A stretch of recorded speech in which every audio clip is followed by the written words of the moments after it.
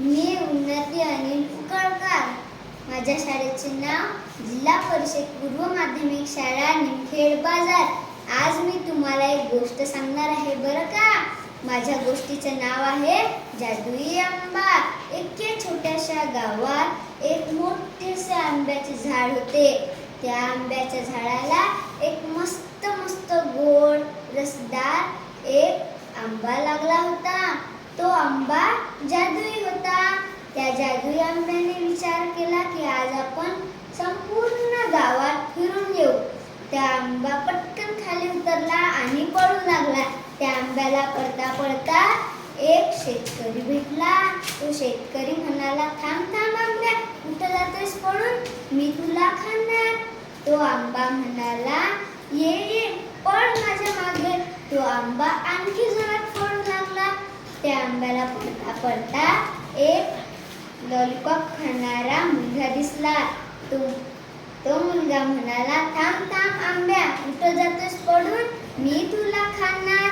तो आंबा म्हणाला, शेतकरीच तर मला पकडू नाही शकला, तू कुठून मला पकडशील. तो आंबा आणखी जोरात पळू लागला. त्या आंब्याला पळता पळता एक स्त्री भेटली.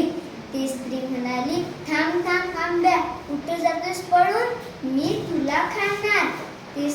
तो आंबा म्हणाला, हे दोघंच तर मला पकडू नाही शकले, तू कुठून मला पकडू शकशील. तो आंबा आणखी जोरात पळू लागला आणि तो आंबा दमून गेला. तो आंबा म्हणाला की आपण ह्या वडाच्या झाडाखाली आराम करूया. तो आंबा आराम करू लागला. त्या तिघांना काही आंबा सापडला नाही. ते तिघं म्हणाले, आता आपण दमलो, आता आपण आपल्या घरी जाऊ. ते खाली मान करून आपल्या घरी निघाले. तो आंबा 2-4 दिवस त्याच झाडाखाली आराम करत बसला आणि तो आंबा मरून गेला. माझ्या गोष्टीवरून असा बोध निघतो की योग्य